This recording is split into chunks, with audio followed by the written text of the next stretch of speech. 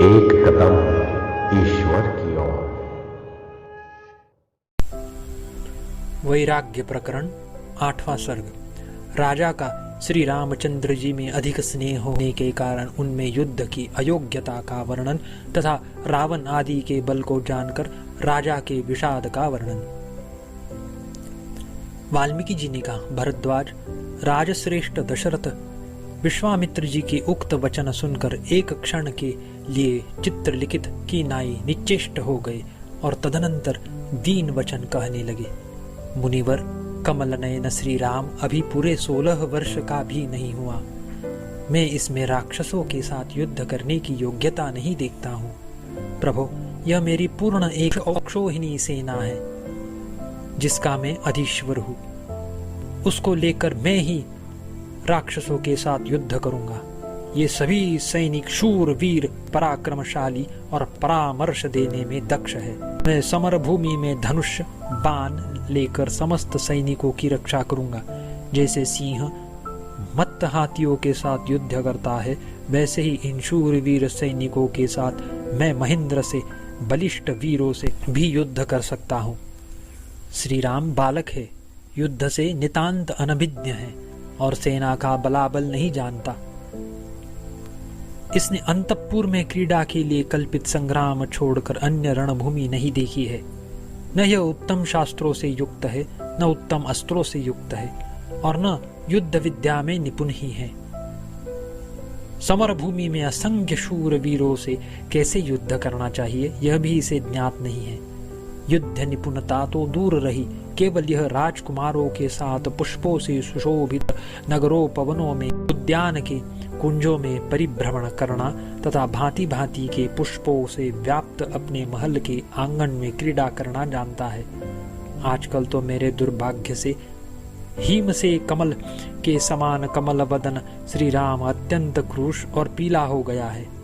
वह न अन्न खा सकता है, न घर में घूम फिर सकता है। हृदयगत दुख से व्याकुल होकर चुपचाप बैठा रहता है। मुनिश्रेष्ठ, उसके कारण मैं, मेरी रानियां, मेरे सेवक वर्ग सब के सब शरत काल के मेघ के समान निस्सार हो गए हैं। शरीर से इतना सुकुमार अवस्था से बालक मेरा बच्चा है, उस पर उसे मानसिक पीड़ा ने जकड़ रखा है। ऐसी परिस्थिति में उसे मैं निशाचरों के साथ लड़ने के लिए आपको कैसे दूं? मुनीश्वर, बालांगना के अंग का संग, सुधारस का सेवन, राज्य का आधिपत्य आदि जितने प्रकार के सुख है, उन सब की अपेक्षा मैं पुत्र स्नेह जनित सुख को अधिक महत्व देता हूँ। अर्थात पूर्वोक्त सुख धर्म के फल है, पर वे पुत्र स्नेह जनित सुख से बढ़कर नहीं है। तीनों लोकों में धार्मिक लोग भी दीर्घकाल में सिद्ध होने वाले परिश्रम साध्य क्लेशकारी तपस्या आदि महारंभों को पुत्र स्नेह से ही निस्संदेह करते हैं। मुनिश्रेष्ठ, मनुष्य प्राण धन संपत्ति और स्त्रियों को छोड़ सकते हैं, मगर पुत्र को नहीं छोड़ सकते। यह प्राणियों का स्वभाव है। राक्षस बड़े क्रूर कार्य करने वाले और कूट युद्ध में दक्ष हैं। श्री रामचंद्र उनके साथ युद्ध करे, यह कल्पना ही मेरे लिए अति असहनीय है। मुनिवर, मैं जीने की इच्छा करता हूँ, लेकिन रामचंद्र से क्षण भर के लिए भी वियुक्त होकर मैं जी नहीं सकता। भगवान, मुझे उत्पन्न हुए 9000 वर्षों तक पुत्र की कामना सताती रही। तदुपरांत बड़े कष्ट से मैंने इन 4 बेटों को उत्पन्न किया है। इन चारों में कमल नयन राम सर्वप्रधान है। उसके बिना उसके 3 भाई भी नहीं जी सकेंगे, जिसको ले जाने से अवशिष्ट तीनों का भी मरण अवश्यम भावी है। उस श्री राम को आप मृत्यु रूप राक्षसों के समीप ले जा रहे हैं, तो 4 पुत्रों से हीन मुझे आप मरा ही जानिए। 4 पुत्रों में से रामचंद्र के ऊपर ही मेरा सर्वाधिक प्रेम है, क्योंकि वह सर्वश्रेष्ठ और धर्मात्मा है। इसीलिए राम को आप मत ले जाइए।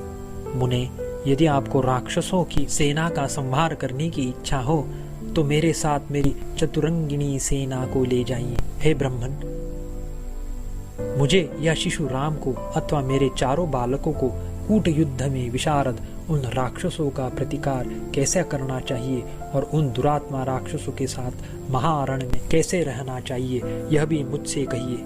ये राक्षस बड़े बलगर्वित हैं। साक्षात कुबेर का भाई मुनि विश्रवा का पुत्र महाबलशाली रावण नामक राक्षस सुना जाता है। वह दुर्बुद्धि यदि आपके यज्ञ में विघ्न करता है तो हम उस दुष्टात्मा के साथ युद्ध करने में समर्थ नहीं हैं।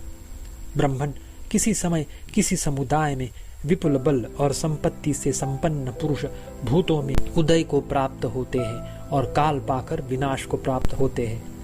इस समय तो हम लोग रावण आदि शत्रुओं के सामने खड़े होने में सर्वथा असमर्थ है। यह ईश्वरीय नियम ही है। इसलिए हे धर्मज्ञ अनुकंपनीय मेरे पुत्र पर अनुग्रह कीजिए और प्रार्थी के मनोरथ को पूर्ण न कर सकने के कारण अल्प भाग्य वाले मुझ पर भी अनुग्रह कीजिए। आप हमारे परम देव हैं। देवता, दैत्य, गंधर्व, यक्ष, पक्षी, नाग ये सब रावण से लड़ने के लिए असमर्थ है। मनुष्यों की तो बात ही क्या है। रावण बड़े बलशालियों के बल को भी युद्ध में हर लेता है।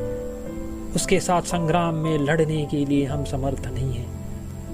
उसके पुत्र इंद्रजीत आदि के साथ भी हम नहीं लड़ सकते, अथवा ऐसा बलशाली रावण का मेरे बच्चे क्या कर सकेंगे।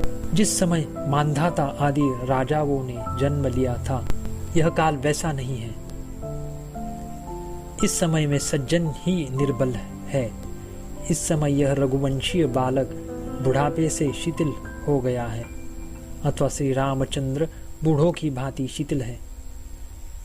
अथवा यदि आपके यज्ञ में विघ्न करने वाले असुर श्रेष्ठ मधुपुत्र लवण हैं तो भी मैं अपने बेटे को नहीं जाने दूंगा। अथवा यदि यम के सदृश सुंद और उपसुंद के पुत्र आपके यज्ञ के विध्वंसक है तो भी मैं अपने पुत्र को आपके साथ नहीं भेजूंगा। ब्राह्मण यदि श्री राम को जबरदस्ती ले जाओगे तो उस कल्प में आपसे मैं ही मारा जाऊंगा। मेरे बिना मैं अपनी निश्चित विजय नहीं देखता हूं। इत्यादि मधुर वचन कहकर महाराज दशरथ मुनि के अभिमत के विषय में और राक्षस वध के विषय में क्रमशः श्री राम को भेजना चाहिए अथवा नहीं, और राक्षसों का वध हो सकेगा या नहीं इत्यादि संदेह रूप सागर की बड़ी तरंगों में निमग्न हो क्षण भर के लिए भी निश्चय नहीं कर सकी। अतएव उस समय उनकी दशा उन्नत तरंगों से युक्त सागर में डूबे रहे पुरुष की सी हो रही थी। 8वां सर्ग समाप्त।